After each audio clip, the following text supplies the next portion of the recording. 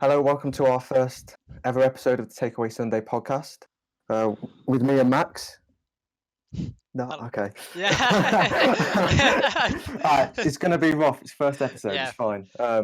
We've got a very special guest today. My mate from primary school, Daniel Lloyd, who's here to talk about his charity, which is set up, and I suppose other things like his early life and uni life and a few things like that.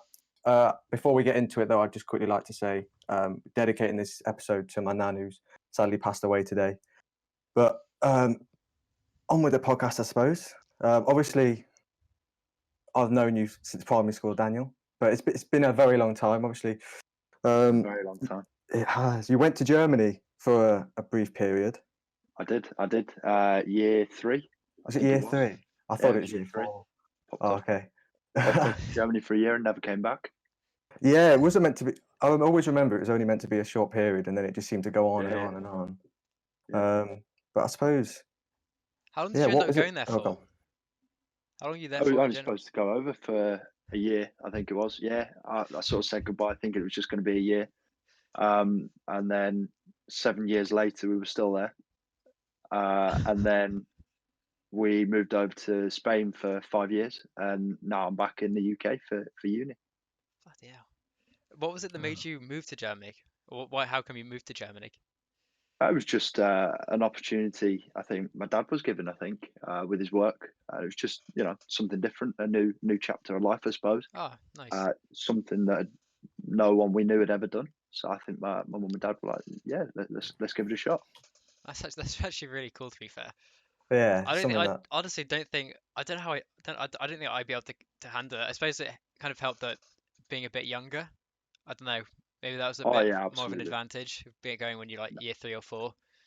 Yeah, absolutely. It was. I sort of jumped into the school at the point where everyone's sort of friendship groups were changing, and also the biggest thing I think is at a young age, you learn pretty quick. So Mm, picking up the languages yeah. were very easy for me, especially German. I picked up straight away, which is obviously makes it easier for living there, for making friends. And then obviously when I moved over to Spain, Spanish was the next challenge, which took me about a year to master, I'd say.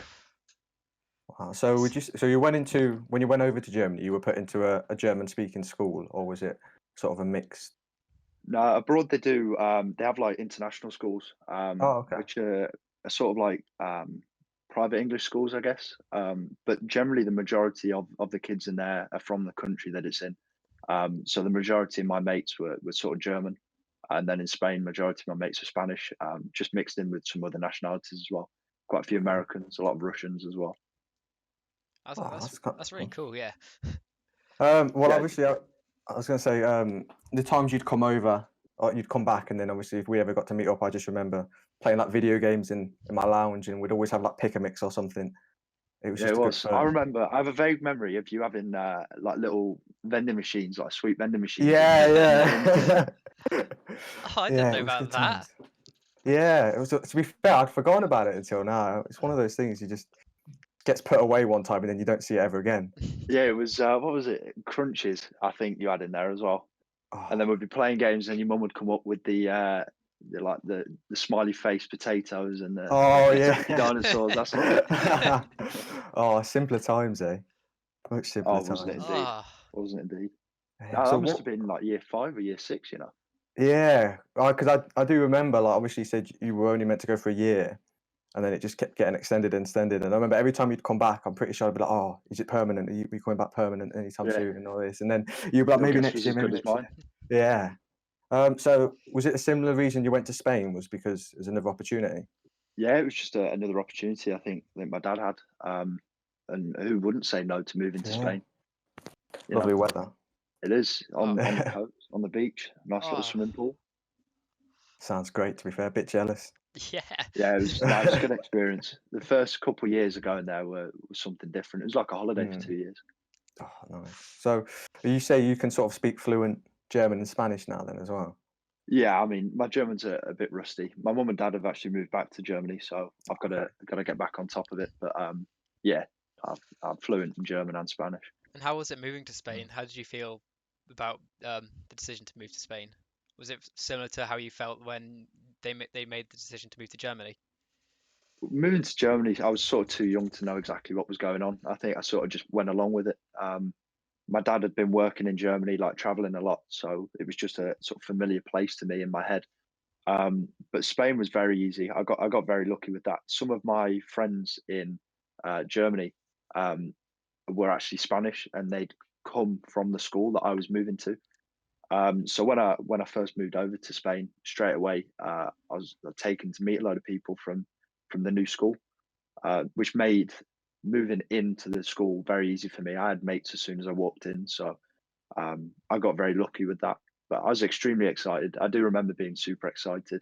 You know, the flight over there, getting into this new hot country that I'd never been to Yeah. before, and then a week or so in a hotel. It was an experience. Whereabouts in Does Spain did you sound good. move to? I moved to Valencia. Oh, nice. Yeah, Very nice. Oh, very warm. that's somewhere I'd love Oh, to go. yeah. Yeah, it would It's be a nice. beautiful city. The outskirts are a bit, a bit rough in areas. It's Mm. not the prettiest of places, but the city itself is stunning, and the beach is something different. Have you got like a key memory from Germany and Spain, which is sort of like something that will stick with you forever, that happened or something? Um, Germany, not really sure. I think sort of the only memory I actually have of Germany was I lost my house key once in a park, which I actually revisited that park a couple of weeks back before we went into lockdown again. That's a memory that stuck in my head You because I didn't got in find a the lot of key, did trouble for you? that one. You went Nope, back? we did not. Oh, I still don't imagine. No, still never found it. Ah, Yeah, and I don't know. I have this vague memory of the school as well, because it was actually we were in two different buildings, and we used to have to walk across a rooftop to get to German class. I remember. Um, but I mean, Spain's obviously fresh in my mind. I was, Yeah. an older teenager at that point. I think my fondest memory was doing a sunrise surfing session. I went out with my mates. We got up at like 4:30 in the morning, drove down to the beach. We paddled out really far, and yeah, just surfed as the sun. In fact, it was sunrise as the sun rose. Yeah, sounds so so cool. sick. Yeah, That's so sick. definitely something that I might have to add to the bucket list. it became routine. It was every day after school. If the waves were up, I'd put the boards in Oh, the car before going to school, and I'd just drive to the beach after school. so did you learn to drive in Spain then? I learned to drive in the UK actually. Oh, okay. I feel like I might have come and seen you when I was back doing it. I flew back to do my theory test, Oh, okay. and then I passed that. I flew back home, and then that summer I think I finished school a little bit early and just came over and did like a 2 week intense course in the UK. Oh, And nice. I flew. My flight was 3 hours after my test was booked, so it was a bit of a rush. It was doing my test, Yeah. straight to the airport. Oh, so what's it like driving in Spain then? Obviously, different side of the road. Was it easy to adapt? I never found it an issue because it's sort of I was learning at that point, so it was the same. Yeah. But Mm. the shock was coming back and driving here. Oh, okay. Yeah. In Yeah, I Think Spain, about it's like organized chaos. So there's no rules, that. no lines on the road. But here you have to follow them. Not a lot many people do follow them. Well, no, that's true. I've not got myself in trouble yet, that's for sure. Yeah. Oh. Well, obviously, just before we came into the podcast, you said you're obviously studying at Leeds. So, was there always the decision you were going to come back to the UK to study here, or was there potential of studying at uni abroad? Yeah, I was looking into some different options. I was wanting to stay in Spain, but realised that the sort of uni life wasn't there. It's very much a stay-at-home culture. It's my friends are out there now. It's like they're still in school. They live with a mum and dad. They go to uni, they come home, they make them dinner and go to bed kind of thing. And I kind of wanted to experience a bit of the university culture, the going out, the living alone, cooking for yourself type thing.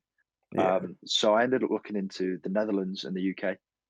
I was very much set on going to the Netherlands, either going to I think Amsterdam was my top, or Maastricht. That was another top university. But then I don't know what it was. Just one day it just sort of clicked, and I just thought, actually, why don't I go back to the UK? It's Mm. where the UK university life is what I'd like to experience. So I had my two picks to be Leeds University and Nottingham Trent. Yeah, I've heard Nottingham's a good night out. Yeah. What's it like out in Leeds? Oh, it's brilliant. Yeah. It's brilliant. It's got to be one of the best in the UK. Well, I think when I was applying for unis, Leeds was one of my options. Obviously, I ended up in London, but it's always been a place that I think I'd love to go out when we Yeah. can, obviously, next. Yeah, it's a really good city when we're allowed to next. That's true. We've got Yeah. so far only one nightclub survived the pandemic, Oh, so jeez. Really? we'll see. Oh, Might be a God, that's different not place great. after this, but I'm hoping more that than London has welcome. more than one that survives. Yeah. Oh, you But should. I was just so what exactly is it you're studying at Leeds? So I'm studying business management with marketing. Based on what I sort of do, I guess you could have probably guessed I was doing something along Yeah, those true, lines. yeah. Yeah, no, I always had a passion for business. I really enjoyed business at school, so I wanted to continue it at university. Um, I'm enjoying it as much as I can with it being online, but Yeah. it's tough. Yeah, it is Yeah. difficult for this whole thing. So, is all your classes online as well? Everything's online for me. I haven't seen the inside of the building for a year or so. Yeah, Yeah. it sucks. I'm the same. Stuck in. I've come home as well as Brandon for this whole thing just because I don't trust London right now with Yeah, it all. no, Plus, I understand that. yeah, money, Yeah. living. Yeah, that's true. It must be expensive living down there. Oh yeah, it's definitely not cheap. And then I think it's sort of just it's one of those things, isn't it, where no one expected it, and now the times you wish you could have gone out and you said no. From now on, as soon as we're able out, everyone's going Yeah, to be going out, aren't you? Yeah, I'm that changes from now. never Yeah, saying yeah, no to yeah. a night out in Never a no Nuneaton ever again.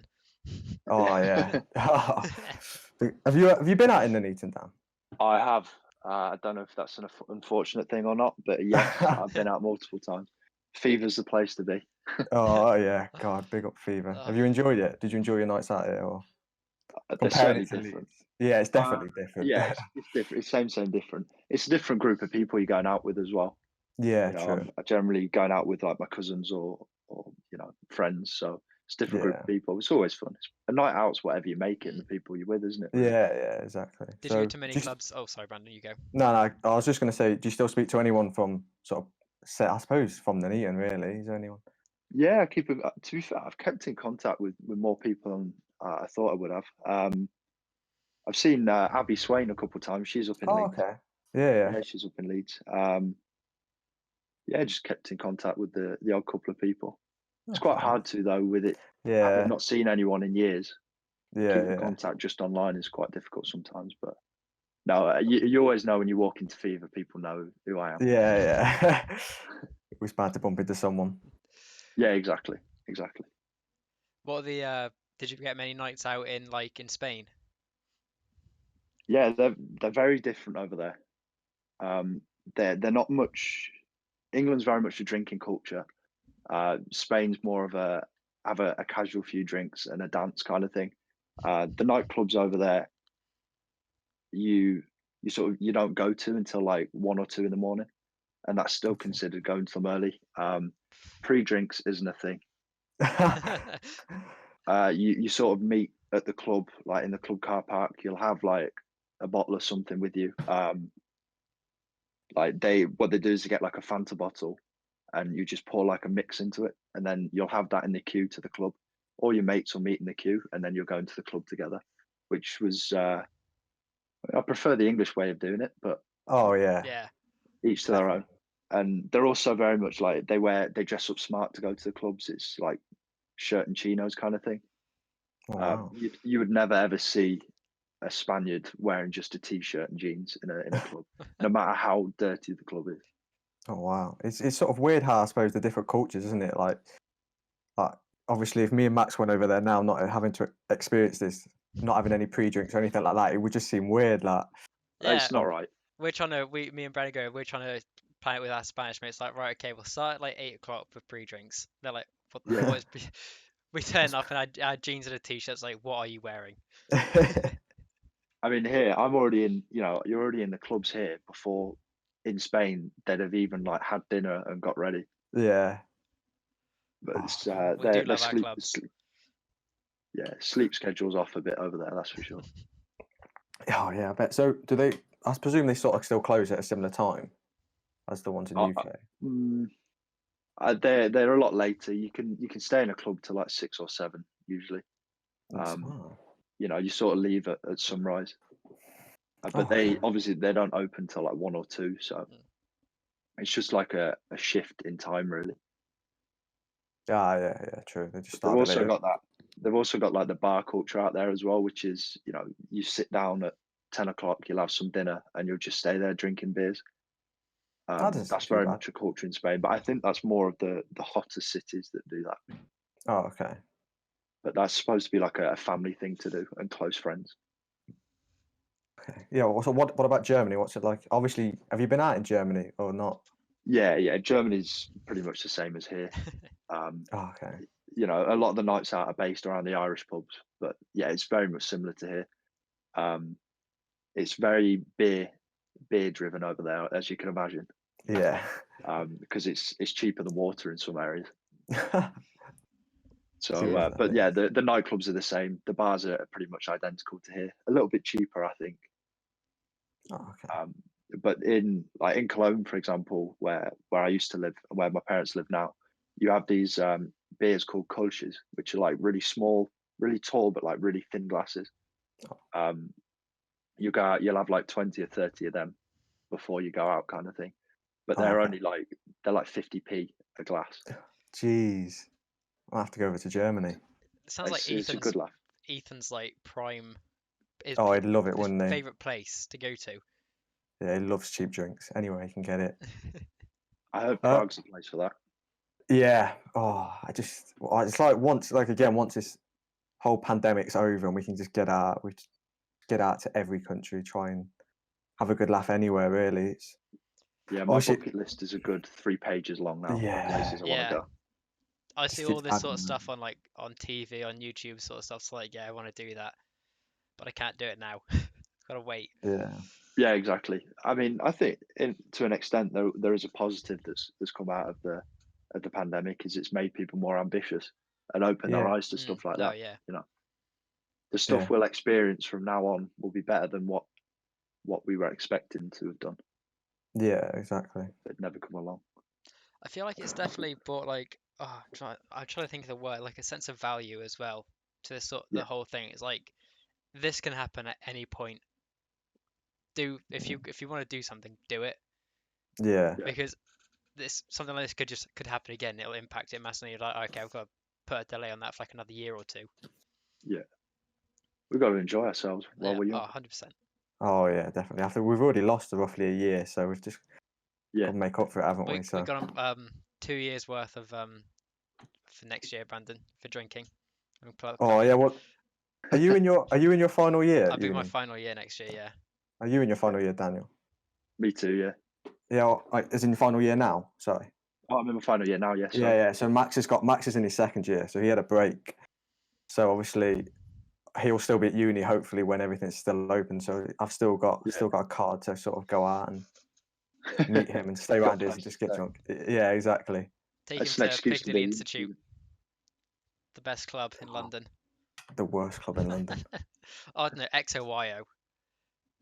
Oh nah, Piccadilly's terrible. It's just packed. Is it like really busy in like Spain and Germany when it comes to clubs? Because like in London, if you go to the wrong club at the wrong time, you just can't move. Yeah, it's pretty hectic. In Spain, it's the worst because it's the normal thing to do to go to a club. But Germany's not too bad, to be honest. They have like the mega clubs over there, so Hmm. there's like thousands of people in there, but you can still move about because it's so big. Jeez, yeah. It's like I took a few mates to London once. I think after first year, and it was like we went out and we didn't realise it, but we went out on I think it was A level results. So obviously, everyone who'd got their A levels was out, Yeah, obviously like getting drunk, and we'd gone to Piccadilly Institute, and I think there's 3 or 4 rooms there, but you just couldn't move in any of them. It was just absolutely rammed.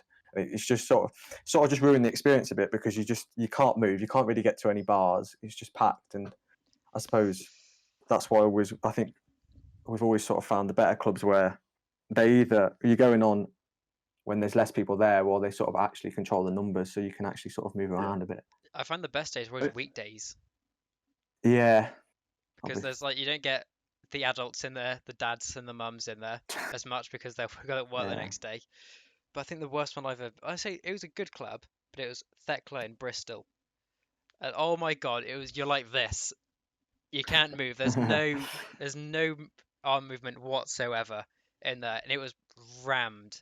If it was a little quieter, it would have been like a perfect club. Had like for the night we went on, it was like a guilty pleasures night, which is good. But they do like an indie night in there as well on Thursdays, Yeah. which I'd love to go to. But yeah, I think it's the most popular club in Bristol. I think it's because it's got like this gimmick. It's a boat, just like parked in the river on the side for like the whole year. So you just go in. It was really cool, but it was just the fact it was rammed. You couldn't do anything. Yeah, it's not great. Have you got any stories from going out clubbing which just you've stuck with you, Dan? I mean, I think the one sort of funny story that I will never get out my head is I left a club at about five in the morning. I walked out to see one of my friends had been arrested, and it was this Italian mate I had, and I hadn't seen him all night. I thought it was really strange. I assumed he'd found someone or gone off with another friend group or gone home. Yeah, and I walk out and he's been arrested. So I walk over to see what he's done, and he sort of just didn't know where anyone was, and so he jumped over the main gate, so the club had 2 floors, and they had like gating around the top floor, so you couldn't get over and like fall to the next level. He jumped over that and jumped into the next level of the club, and then sprinted through the club, and sort of did like parkour and like flips and stuff, and then flipped over the main gate and outside, but he'd landed on the wrong side of the club, so he'd landed in someone's private property. Oh no! But the police were in the area because that's where all the youngsters were. Yeah, and he got arrested for it.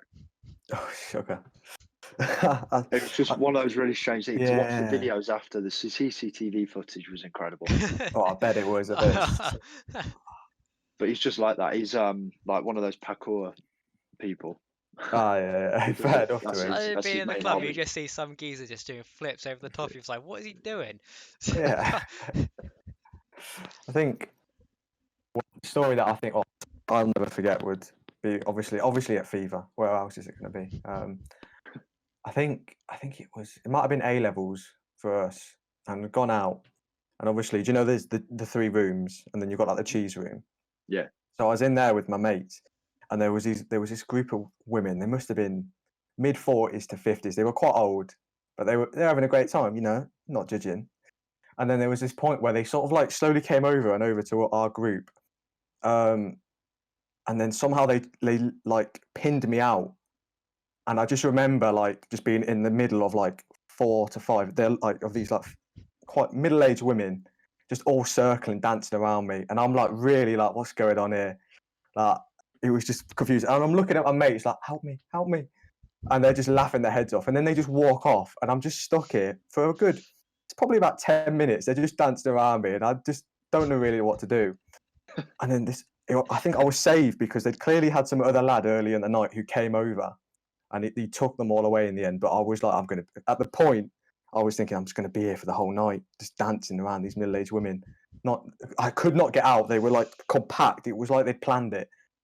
It was just the weirdest experience. Like it just out of nowhere. They just sort of, yeah. It's just something that happens. It's a fever for you, though, isn't it? I suppose it's just what that's happens. just fever all over that. Yeah, That's the perfect explanation of it. it's just fever. Oh, we're definitely selling it. What about you, Max? Have you got anything? Oh, you know what mine is. Is it Sean? It's Sean, yeah. It's got to be Sean. So it was Halloween, wasn't it? It was we went to Oh Egg. yeah. Halloween night, first year. And so the night it was going well. We had pre-drinks in Brandon's flat, going really well. And then it started to go a bit downhill because our mate Alex forgot his ID, so he wasn't allowed in the club. So that was one thing that went wrong. And then these group of girls sort of made their way over to us. And at the time, I was in a relationship. These group of girls made their way over to us. So this one starts getting close to me. I'm sort of like, I don't want any of this.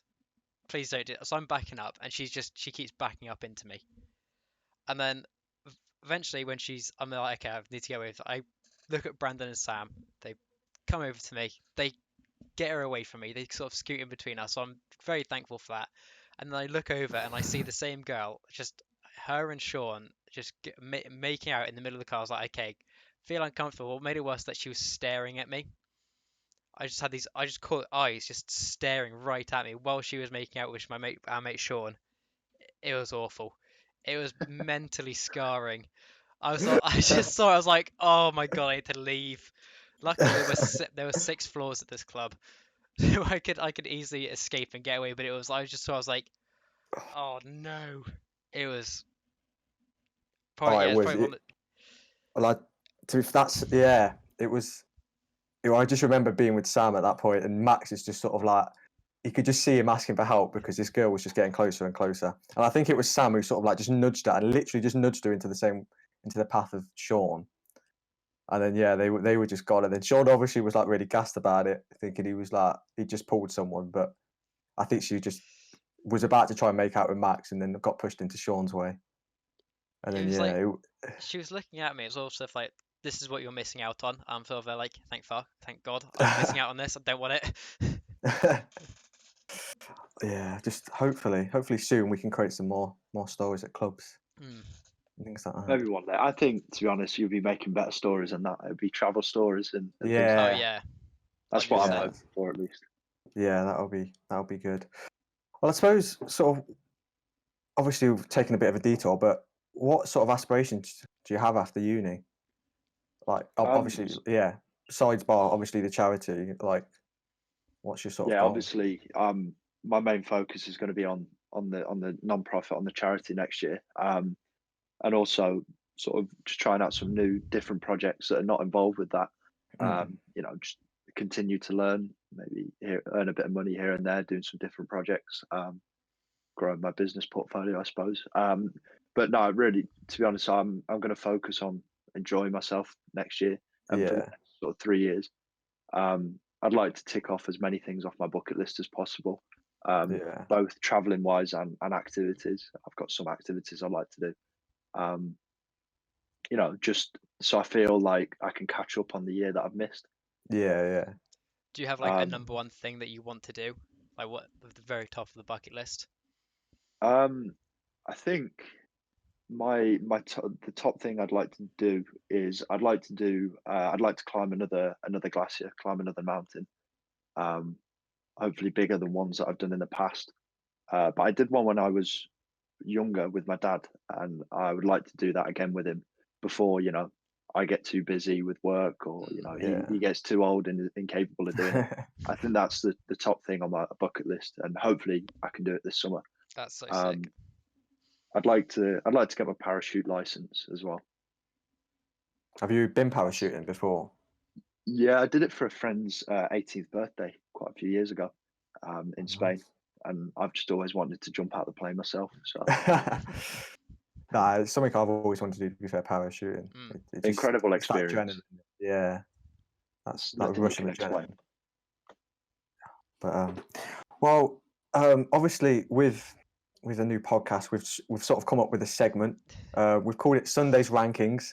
It's a work in progress. It is a work in progress, but that's what it is. And obviously, before Dan came onto the podcast, we gave him a list of 10 biscuits, and we've asked him to rank them from like just worst to best or whatever. And me and Max have done the same. And I suppose we're gonna just go through it from 10th to 1st and see if there's any controversial decisions or anything like that, and just see how much different.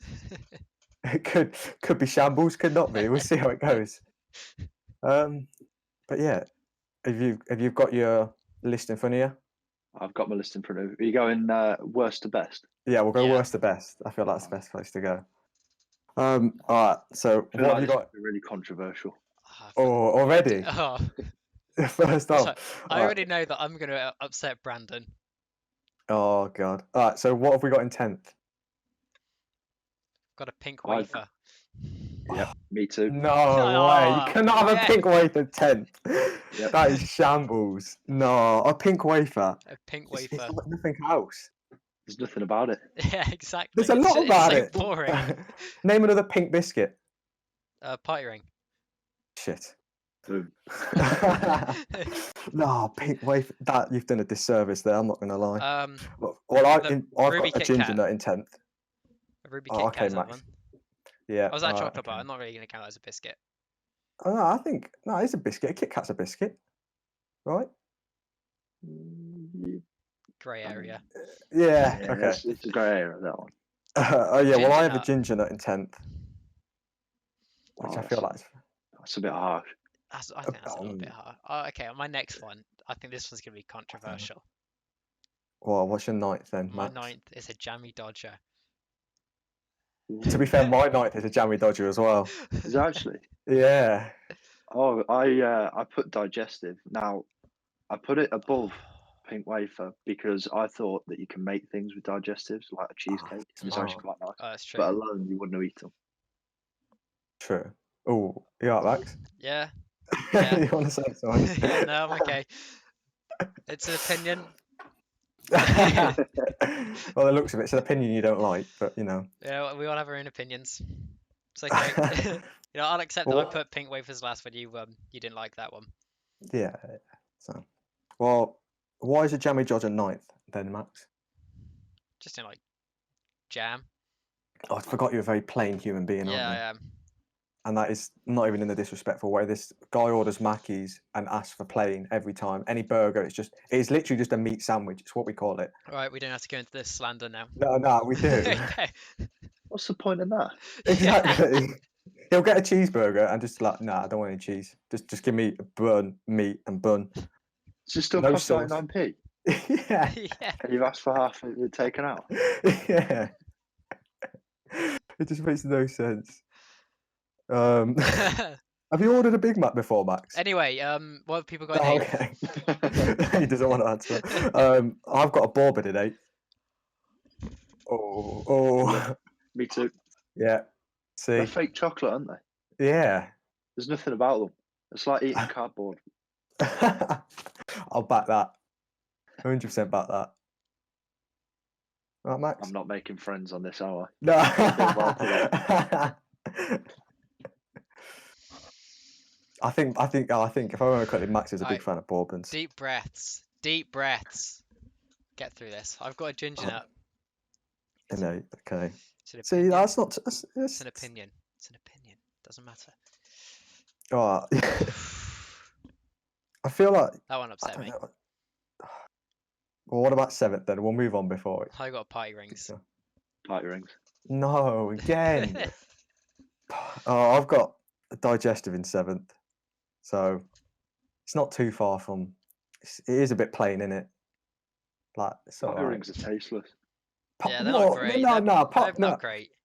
You've got the biscuit, and then you've got like the icing on top. What's not to like? The icing on Just- top. Yeah. They're just not great. Oh. It's just a trip. It's a trip to the dentist in a pack of Yeah, biscuits, it really. is.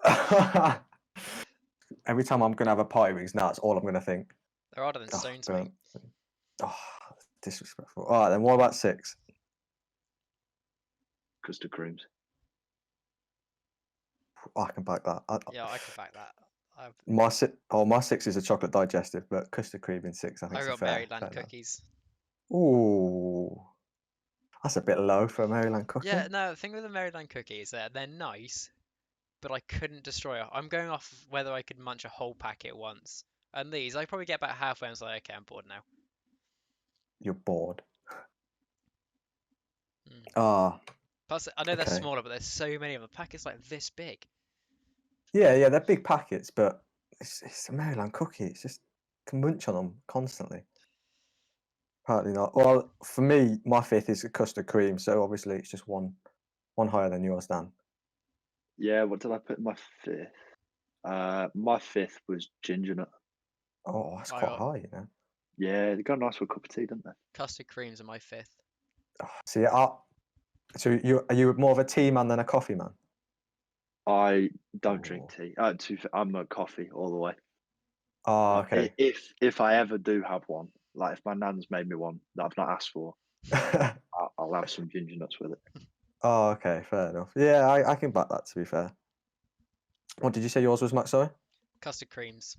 Ah, same. Yeah. Just nice if they're there, isn't it? You Mm. know, I'll have a few. Yeah. Keep it Uh, cheerful. yeah, exactly. Fourth, Digestives. Jammy Dodgers. mine's Maryland cookies. Okay. Jammy Dodgers high. That's quite high. Yeah. Well, they've got But- jam in them. They're chewy as well. yeah, Short. but yeah, I can see where you. But it's just like surely it's like similar to a party ring. It's just jam in it, or a bit of cream maybe. Wait, what? I've never No, had no. a party ring with jam. No, in it. it doesn't Yeah, have me jam in, neither. but it's like it's just like one topping. Like you've got the icing on a party ring, you've got the jam on the. Yeah, but some things just taste better. True. Still think. What about number 3 then? Chalky fingers. Maryland for me. Mine's party rings. Oh, It's Uh, just- that's No, mate. no, party rings are lush. They're just like so easy just to munch on. And How old are they're you? not. 20. You're not. He's Almost 21. I'm in like almost 2 21. weeks. Yeah. So if I can get anything more about being a youth and it's party rings, I'll make that as long as I keep it with me for the rest of my Brandon's life. nearly legally old enough to drink and gamble in America, but yet he still munches on party rings. Party rings are underrated, I'm telling you. Well, clearly I'm not going to win this argument, so we'll go on to number 2. Well, I've got pink wafers, so that's clearly not going to go down well. Chocolate digestives. Chocolate digestives. Okay.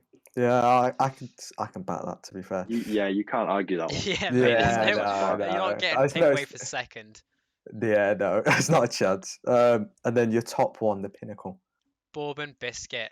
Oh, Chocolate fingers. chocolate fingers all day. Easy. I- That was an Bourbon easy Yeah. one. biscuit. That first thing up there was chocolate fingers Disservice. number 1. To bourbon biscuit. When I heard bourbon biscuit was so low, I couldn't Yeah, believe but it. a chocolate finger's just so much better. Just completely outranks a bourbon. Can't back it. They're like a chocolate bar as well. Yeah. They're sort of in that grey area.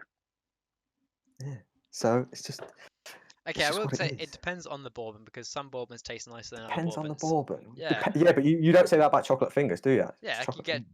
off-brand chocolate fingers. I'm only sure it's probably nice still ones just as nice. Only but nice ones are Cadbury ones. Yeah, we all know that Cadbury's is the only way forward. You Yeah. just wouldn't buy Yeah. the brand ones. Yeah, exactly. Yeah, to be fair. But bourbons, you're saying that. They're- Is there they're an off-brand top. bourbon? There's like 50 versions of bourbons, like Tesco's Yeah. version. Asda's own, Yeah. Morrison's own. So exactly. I could probably go on like Tesco, Google bourbons or something like that, and then there's about 50 different ones come up. Surprised they don't have like a full aisle of just bourbons for you to pick on from. There's so many. Yeah, you know, but nah, just chocolate fingers, just top it all day. I could eat a packet in a day, like just without even thinking about it, and that's why it's easily top. So and you were complaining about like how, like Maryland, there's loads. You get loads of Yeah, bourbons but in a packet. I can munch on a bourbon. Do you not get dry? Does your mouth not No, get they go dry? down a treat. Oh god. They are so easily. just yeah, well, you know, we'll leave that. Have you ever had a fig Definitely. roll down? Yeah, I- they're underrated. Oh, okay. If you this is sort of like a little like 11th one. If you had to put it anywhere in your list, where would you put it? 6th. Oh, I'd say, to be fair, I'd back that. I'd say about a 5th, 6th. No, they go 'cause dead last for me. Max hates them. Hates and fig rolls. our Oh my uni God. mate, Ethan, like he loves them. And we were doing like a bit of research not too long ago, and like fig rolls have always been like voted like either bottom or second bottom Yeah, on anything. He was And fuming. Ethan was fuming. He was like, couldn't believe it. So I thought it'd just be interesting to see what you said. So the fact you sort of mid-tier, it's not too bad. Yeah, mid-tier, I think. So Yeah, I you could agree with never the rest of the mention nation. They're last. No. They're not bad. You'd have them, you know, you'd have them now and then, or Oh, if no, they're they at are like bad. a little party. No, they're not. They are. You just couldn't munch on them. You could never. If anyone munches on fig rolls, there's something wrong with them, I think. They just shouldn't exist.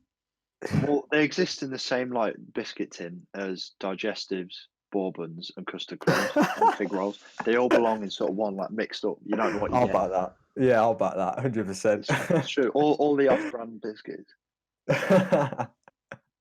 You just put Nah. bourbons and fig rolls into the same category. Right, you can't tell me that like your nan's or granddad's or whoever's like biscuit tin is not that. Yeah. There's never a fig roll in the biscuit tin. Oh. To be fair, I'm Oh, lucky if I get a digestive in a biscuit tin. It's mainly rich teas, and they're boring. oh, You got to ask for the Fox's biscuit upgrade. Oh, That's the one you need. oh Yeah. yeah. Can't go wrong with Fox. Classic. They Well, are. it's always as well like you see like a biscuit tin somewhere if it's at your house or maybe your grandparents' house or whatever, and then you think, oh, it's full of biscuits or something, and then you get it down and it's just full of cables or something. Yeah, And you've it's got just to the you got to find the heartbreak. sewing kit. Yeah, it's just the Sewing kit. heartbreak, You open did up the it? biscuit tin, it's a sewing kit. You're like, what the hell? Why is that there Yeah. then? Wait. Oh. Box of Celebrations, isn't it? That's the sewing kit. Yeah. Yeah. It's just heartbreak. You think, oh, there you go. There's something I can nibble on. Sewing kit. What am I going to do that with now? Well, clearly, that's not. There was some questionable decisions in there. I think from Yeah, all of agree. us. No, not from all of us, from you two specifically. Like I said, my list is facts, and it's the only correct list. And I'll Oh take that one to no. my grave. Oh, no, there's no way. I There's feel just like I've been Switzerland in this argument, sort of on both sides. yeah. you You've have, been quite. yeah. You've been You've been yeah. quite neutral. It's like you've agreed with me and Brandon at points. And me and Max have just been like, nah, Yeah, you're we're wrong. just sort of straightforward. We've had a couple. It's like, didn't we put, is it custard creams in the same place? Yeah, I think custard creams was similar. Mine was fifth custard cream. Yeah, same. Yeah, so we've got a few things. A jammy jodder was ninth. I think that was similar to yours. Yeah, mine was ninth. Yeah. So it's one of those things. But I suppose that sort of concludes our first Sunday rankings and Yeah, our biscuit successful. knowledge. Yeah, it seemed to go well. I look forward to Obviously- hearing what you come up with next episode. Oh It'll yeah. definitely be something more controversial. Oh yeah. I can really think of something that Brandon would have ripped my head off for. Easy. Obviously, I originally asked you about Star Wars, Dan, because Max is a massive Star Wars fan. But he also is the worst Star Wars fan going. I'm not having it. Um, No. This is for another one. I won't get Yeah, into well, because this will go on for like another 2 hours if we get into this. Yeah, well, I think me and Max are gonna just do an episode ourselves, and we'll probably talk about it then. But it's just we could talk about it for ages. I So let you down on that one. I've no, never it's been a fine. huge Star Wars fan. I've watched them all, but honestly, I couldn't recall them all. Yeah, no, that's fair. So I had no argument really. You did well on the biscuits. I rate that chocolate finger was top. It had to be really. Yeah, that's a fair enough one. I like to eat, so I've got a really bad sweet tooth. So I aced that one. Yeah.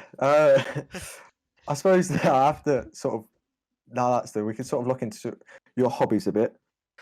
And I know you sort of obviously you surf, don't you? Yeah, I'm big into surfing. I started about sort of 5 years ago, I'd say, like properly doing it as Yeah. a hobby, like after school type thing.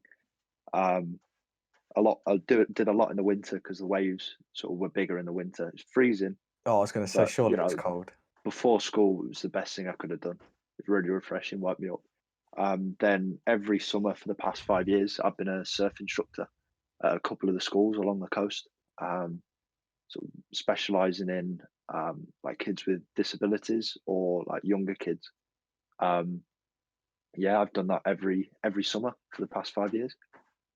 Fair enough. I'm so sorry. I how think my did you- dog's scratching on my door. Give me a second. I'm so sorry. I was going to say, sort of, how did you sort of get into surfing? Was it just something you've always wanted to do, or a mate said it, or? Well, I think it sort of started like when I was younger. I think my mum and dad took me to Cornwall, Yeah. as sort of do on holiday, and Yeah, you yeah. get a surf lesson. It's something to do. I've always liked it. I've always watched it on TV and thought, oh yeah, I'd like to go to Hawaii, and surf a wave. Yeah. But then when I got to Spain, I think I found a surfboard on the beach or something and just went and gave it a go with a mate. And yeah, I got into it. I built a couple of surfboards myself, which was quite Okay. fun. My favourite board is one that I've made and designed myself. Yeah, just that I just spent it. The beach was only 5 minutes down the road, so it was just easy. Pop down, see if the waves are there. If they were, jump in, kind of thing. Oh, nice. Simple as How long does it sort of take to sort of? I suppose to one, sort of get a grip of learning how to surf? Because obviously, excuse me, it's probably a lot to do with balancing as well. How long does it sort of take to sort of build your own surfboard? It took me about, I'm going to say it took me about 6 months, but that was because it was like my first board. Yeah. You know, I had a couple mates come and help me out, like shape it and things like that. And it takes a lot of time. Like there's a lot of waiting time to, let the resin harden and things like that. So it took me about 6 months, I think. But realistically, you can have a board made in about a month. Oh, okay. How do you Yeah. go about like starting to make a surfboard? Do you have to like chop the tree down as well? See, that's a sort of common misconception with surfboards. People think they're made of wood. Nowadays, only the really sort of high end, but not performance, like for the looks, surfboards are made of wood. Um, Currently, they're made of like foam.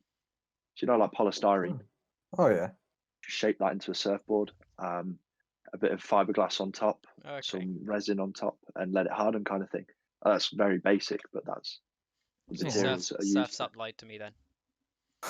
Surf's Up did lie to you, yeah. Yeah, unfortunately. A cracking movie, I must admit, but it did Never lie watch to you that on that film one. the same way again now. No, not at all. No, it would be a bit heavy if you just cut a tree down Yeah. and made it into a board. Well, I suppose as well, like obviously saying you're a bit of a surf instructor. Is that something as well that you just fell into, or was it something that you thought actually I'd give it a go? I think one of the surf schools sort of noticed me going out and surfing quite frequently, and the guy sort of asked if I wouldn't mind helping out. It sort of started off voluntary, if I wouldn't mind helping out with one of his schools for a couple of weeks, of which I did, and then I just sort of progressed. I moved to a different school, a better school. I had more experience, so I could be like the head instructor and things like that. And yeah, I mean that was the reason. It was my inspiration for starting my charity. Actually, was something that happened at the surf school, which has led to better things. Really. Good. Oh. That's actually so sick. I've always wanted to try surfing, but I've been put off by the freezing cold water that we have here in the Yeah, UK. it's not pleasant in the UK. I've only done it once. I bet. Oh. So what other hobbies do you do? I'm so at the minute at uni, I spend a lot of my time. Well, obviously not in the pandemic now, but before I spent a lot of my time rowing, and I rowed for the university and with the city of Leeds, and I play ice hockey as well for the university. Cool. Well, Yeah. well, I sort of did a bit of research, and you did the Yorkshire Head Race, didn't you? And the Head of the River Race, if I'm correct. Yeah, the Yorkshire Head Race was my first ever race actually. It's a good experience. So it was sort of before I learned how to row. I'm going to say properly. I Yeah. was still a novice at that point. But no, that was a great day out actually. There was a lot of people there. It was just something different to do. I did that in my first year. And then following that, I did the Head of the River Race, which is in London actually. Oh, Um, okay. I think it's the biggest like boat race in the world. There was something like just under 300 boats on the water, Jeez. ranging from the professionals, the countries were there, the national teams, down to the novices kind of thing. Wow. That's really cool. It was a good day out. Yeah, it was an early start and a long day, but it's a good day out. Ah, that How long have sounds you been fun, and rowing then- for? Since my first year at uni, actually, I sort of went to uni to play ice hockey, and I think it was my great uncle. He was a rower when he was younger, and he just said, "Just give it a go," because I'm a fairly tall guy, sitting at 6'5". So he was like, "You've got the sort of build for it. Why don't you give it a go?" Yeah, me And too. I did, and I enjoyed it. Ah, That's so sick. So what got you into ice hockey? Was it something that I again like your family recommended to you, or something you saw on TV? And you're just like, oh, I'd like to give that a go. It was sort of a thing that I saw on TV. Ice hockey is a massive part of German culture. So it started when I was in Germany. I used to play like inline hockey at the back of my street with my mates, and then I started playing ice hockey because we used to live next door to one of the professional players. He was one of my family friends, and he said, just give it a go, get on the ice and have a go. So I started off like ice skating at the weekends with my friends, playing a bit of hockey in my back garden, and then I went and played ice hockey for just under a year in Germany. But then we moved to Spain, and that sort of threw a spanner in the works. There's not much ice over there. Yeah. But I played like inline hockey in the streets, kept my level up with my brother, and then yeah, as soon as I moved to Leeds, I started playing straight away. I played ice hockey in one of the higher teams in my first year, and then I was made captain of the team in my second year. So I did all right. That's And then the pretty good. pandemic That's hit. really good. Yeah. So, is it something that, because obviously you've got to probably have a lot of balance, which, because it's obviously ice hockey, which I suppose you probably sort of probably gain from your surfing, Yeah, and it just sort of obviously sort of laps through. So it something does generally, but I think I'm a bit of an anomaly. I can't snowboard to save my life, okay. which doesn't make sense because Yeah. it's the same as surfing. I can skate, like I can do all that, but I can't snowboard at all. And I struggle walking in a straight line, to be honest. But somehow, when I've got ice skates on my feet or I'm surfing or something, I'm perfectly fine. Should feel more comfortable on ice and water. Clearly, Yeah. I'm just built different. Well, See if you can teach our mate Sean how to bring up Sean again. See if you God. teach him how to ice skate. Yeah, he did. A bit pathetic. Yeah, well, we went ice skating in the first year. Me, Sean, and a couple of other uni mates. And we were obviously all joking. I think it was at Winter Wonderland in London, and we all sort of like we were queuing to come on to the ice, and we were like right at the front. So obviously everyone there was sort of joking like who's going to fall over first, and all this. And I don't even think he literally the first step he went on the ice, he just fell straight backwards. It was the funniest thing. We couldn't believe it because like we expected him to be able to actually get on the ice and maybe move a little bit and then fall, but he literally fell straight away. And we were obviously all laughing our heads off at him. And then it was just because everyone else was as well, because he'd just gone straight away, and it was just one of those things. And then like, this instructor came up and was like, don't worry about them, ignore the laughing. And we just, it was just brilliant. And then he sort of obviously got back up, and that had already shot his confidence. He's fallen straight away. But he was like holding on to the edge the whole way around and all that, Yeah. and would never let go. And I think the one time we convinced him to let go, again, he just went straight backwards. But the worrying thing was there was this little girl in front of him, and obviously the blades are quite sharp. Yeah. And he's gone straight back, and his foot swung up, and it was inches away from her back. And we just thought, no, it's like it was just like a slow motion thing. It was like you could see him going, and then he went, and then his blade shot up, and you just think, that's going to hit her right in the back and cut her open. Luckily, it missed that but he was the funniest person to see on it. He hasn't got balance in real life, so we knew it probably wouldn't go well. He's interesting. He's interesting. Oh yeah. You can't really describe him. Falling though. You can't really describe Sean. You just got to like meet him. Yeah, he's very unique. Yeah. But that's just one of those things that just always makes me laugh, even thinking about back at it how he just fell instantly. It's brilliant.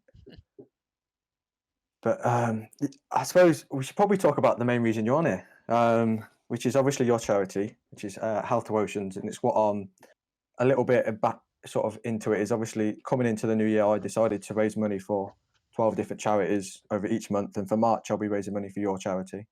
And so obviously we've got you on here to sort of, I don't want to say promote, but just raise awareness about your charity and get people who maybe haven't heard of it and that to get a better understanding. They can listen to this and hear what it's about. So I suppose the first question is, how did it sort of come about, really? So as I mentioned, well, first of all, I'd like to say, like on behalf of Health to Oceans, we're really grateful for what you're doing for us this month. It will make a massive impact because at this point, any donation, no matter how big or small, does actually have a massive impact, more than you can imagine. But yeah, I got into it when I was a surf instructor 2 summers ago. I just noticed that I was in the ocean and I was just waiting like for some of the kids to paddle out. And I noticed that I was just picking up plastic. Like I was moving my hands in the water, and you were just picking up plastic no matter where you were. And it got to the point where I was walking out of the water every 10 minutes with pockets full. Um, and I thought to myself, like, we're in Valencia. This is supposed to be one of the cleanest areas in the world. If I'm able to walk out the ocean every 10 minutes with my pockets full of plastic, how bad is it in the places that are bad? Um, so I went home and spoke to my mum and dad about it, and just said, I think I'd like to do something about it. Mm. Um, and then I just sat down for that summer during my breaks at the surf school. I just sort of came up with this new way of collecting plastic, essentially, using a pay per kilogram scheme, which means we can offer the local communities a financial incentive to come and collect the plastic. So in the areas that we're intending on operating, which our first project is in the Philippines, we're operating in an area that's riddled with poverty, extremely low standards of living, and essentially we're going to set up base on a beach nearby and allow the communities to go out and collect plastic, bring it to us. We will weigh it and then give them a financial incentive based on the weight of the plastic that they've given us. Um, which we hope will not only have environmental benefit, but also social and economic. And we hope to implement schemes which will make the economic growth, the environmental welfare, and the social welfare make it sustainable. So it's something that they can maintain for the foreseeable future. Um, we we hope that this will bring some communities out of the extreme poverty that they're in, whilst also offering educational schemes for the children in the area, and just improve standards of living. Right, it's amazing work that you're doing, and obviously it's sort of, you're cleaning up the ocean, and you're also trying to help out obviously the poorer places around the world. So it's a win-win really. So I suppose sort of the process of sort of setting up, your non-profit.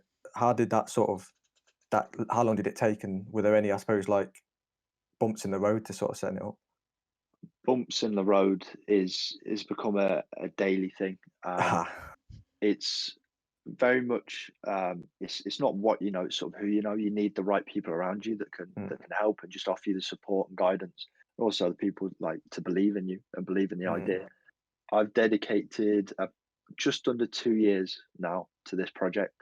The first year was more developing the idea, working out if it was justifiable, if we could actually make it happen. mm. And then in the past year, especially through the pandemic, it's really taken off since the first lockdown, actually. We've started to make things roll, make Health to Oceans operational.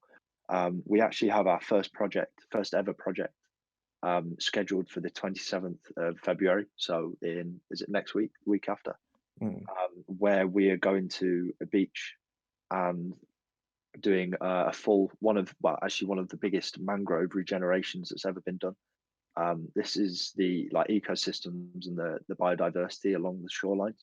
We're going to clean the area and replant mangroves, replant like different types of flora, and hopefully regenerate the area.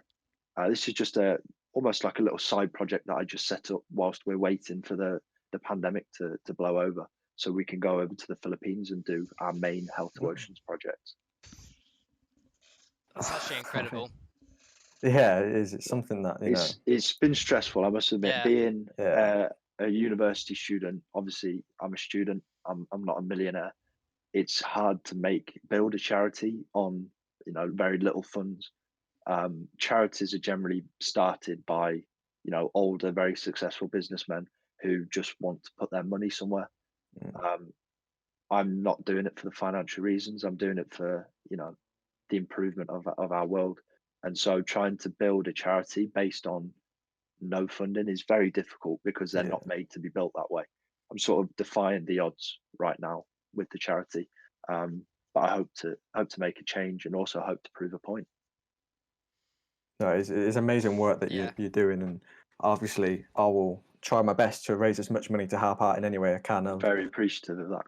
No, it's very well deserved. I mean, you got, like I say, you're helping out cleaning the oceans, helping the environment, plus you're helping out the poorer places.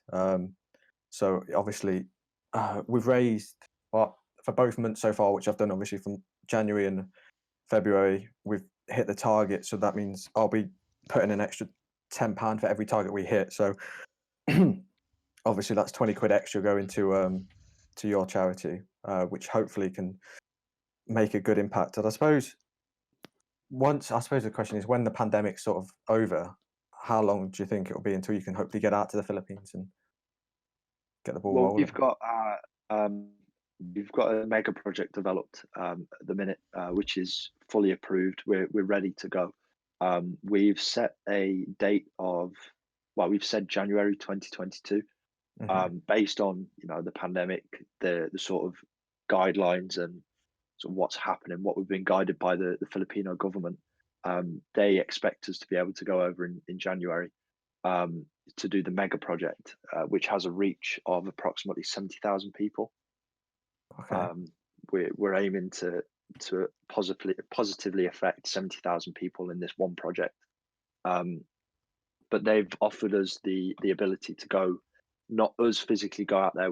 I have employees and representatives in the Philippines currently, Okay. that will sort of do the work for me, physical work for me. We've been allowed to do some smaller projects, such as the one that I'm doing next week. So we're aiming, if funding allows us, to do some smaller projects, working up to it, and just testing out different ideas, testing out different schemes, and making smaller impacts before in January we go and make that big impact, Yeah. the big push kind of thing. So obviously you sort of spoke about how stressful and how it's all been, I suppose. And have you something that you've just done on your own the whole way out, or have you got like mates from uni in Germany or Spain who have come in and sort of helped in certain areas and etc.? So we've currently got I've got 9 people working for me currently. I have 2 university friends. One of them, he's on my course. He's a very close friend of mine. He does the same course as me, so he's got similar knowledge to me. He helps me out with certain things, and volunteers his time actually, which I'm very grateful for. My dad is big into this project as well. It's sort of almost a joint project with him. He runs like the operational side. He's an engineer, so he does the engineering, the operational side of the project, and leaves sort of the business side to me. I also have 2 other guys who are trustees of the charity. One of them with extreme IT knowledge. He's a very clever man and has experience running businesses. And the other one is a marketing specialist. Between us 4, we've been able to make Health to Oceans happen. And then we've employed some part-time workers in the Philippines, and also some full-time workers who have helped us out. One of them being the Secretary General of the Green Party in the Philippines. Okay. And another lady who has a lot of experience with non-profits such as the Red Cross, and also the Green Party, who's very much helping us out currently. It's nice to hear. Go on, Max. That's what I say. That's like it really is like amazing what you've been able to do. Like I know I'm not gonna really say like a short period of time, but compared to like how long other charities have had to do this sort of thing, like the impact that you're already starting to make it really is amazing. Yeah, and I was just gonna say it's nice to see that Thank you're getting the support from these people to help you sort of expand and be able to sort of hit your dreams of what you want with your non-profit. It's something that is definitely, obviously, out of all the charities I'm raising money for, you're probably, in the nicest possible way, are probably the most unknown. Absolutely. So hopefully with the whole of March, I'll be able to sort of raise awareness for you, and hopefully people who listen to this podcast, hopefully this sort of helps promote what you're doing and gets it out there, because like we say, it's amazing work that you're doing, and you by the sounds of it, you're smashing it so far, and just keep up the good work. Yeah, and if this is going on YouTube, then we will put links to donate, all of that in the description of the video as well, directly to the where they can help out and support you. Thank you very much for that. I do appreciate it. Yeah, as I said, like even the smallest donation at this point makes a massive difference. And believe it or not, even reposting Instagram posts or things like that, just create awareness for the idea, if nothing else. if it doesn't, help us out, if nothing else, it's creating awareness for the issue that I'm trying to solve. Yeah, we'll certainly add all your sort of your social medias, your websites on all the platforms that this podcast goes out on. And I suppose one sort of maybe last thing is obviously the future of the charity and your goals of the charity. What's your main goal, I suppose? And So we currently, like, the next year, obviously it very much depends on COVID, but I hope to have rolled out between 3 to 5 smaller projects and have initiated the first mega project. The mega project is expected to last 9 months, but we've got potential for expanding to 18 months if we agree that the impact we're making is truly beneficial. Assuming that it is and that everything's run smoothly, we intend to then move these projects across Asia and potentially into South America, just so that we can have a worldwide, we can make it a global charity rather than just Philippine specific. But yeah, it's just general. We'll be pushing for growth and expanding our projects and hopefully increasing our potential reach, just so that we can have small impact on people's lives. And I believe that it will bring a certain amount of people out of poverty, and it will definitely improve their standards of living and educational levels, which, based on the assumption that education is learning, so if we teach them to a higher standard, they should be able to do things for themselves, maybe even start a business by themselves, or knowledge is wealth is what I base it on. And hopefully it will have a long-term effect, our small impact we have on them. I suppose as well, I was going to ask, you sort of mentioned how hopefully you can obviously with your growth, you can branch out to different areas. So obviously you're starting off with the Philippines. Is there any sort of specific other countries you want to go on to after the Philippines, or is it just anywhere in Asia? I would very much like to go to Thailand. They've been devastated by their tourism industry has been devastated by ocean plastics due to sort of storms mainly. The storms brought in a lot of plastic, and basically their beautiful beaches have been ruined. Their tourism industry has plummeted as a result, and I would like to go over there and help them out with that. Nice. So yeah. that's our next possible project would be over there. Yeah. Well, like we've said, it is amazing work, and for me, I think it's something that obviously there's this whole the environment cleaning up, but I've never sort of come across a charity which is not only benefiting the environment but also helping the low income areas. So it is something which is amazing, and you obviously just got to keep up with it. And like you say, there's a lot of bumps in the road. There'll probably be a lot more to come, but I'm sure hopefully with the funding I can get, any way I can help, it'll be great. Thank you very much. And I suppose that's sort of all the questions I've got. Have you got any, Max? No, I've not. I've just sat here just impressed, really, how yeah, about the whole thing. I'm just taking everything in, because I feel like we've, as a society, especially in the UK, we've become like disconnected from around, especially during the pandemic as well. Everything's been so revolved around us, and like, oh, let's get us out of this whole thing. We don't really think about what's going on outside of it. So hopefully this does bring more awareness to what's actually going on in the world and stuff. 'Cause it's definitely enlightened me a bit as well, because I'm not gonna lie, I fall guilty to it as well, about disconnecting myself from the world. I'm just very much like used to be happy with like myself and stuff, but it's very enlightening, and it's really nice to like hear that some like people are still out there like really do care about this whole thing, and hopefully it does bring try to think, some more exposure for you, this whole thing. Thank you very much. Well, I think that's probably where we can sort of wrap it up. Yeah. Thank you for coming on and being our first thank guest. you- It means thank a you lot very to Thank you us. for having me. I'm honoured. And just, I suppose, a little teaser for our next guest, who's another friend of mine, who's I suppose a great baker, not bakerist. It's not a word, is it? He's a great baker who's coming on next Sunday. So hopefully she'll tell me and Max all about how she makes these amazing brownies. But yeah, again, thank you to you, Daniel, for Yes, coming thank on. you very Thank you for much. having me. I appreciate it. And hopefully we can help raise awareness for your non-profit. Perfect. Thank you very Cool. much. Thank you. Thank you.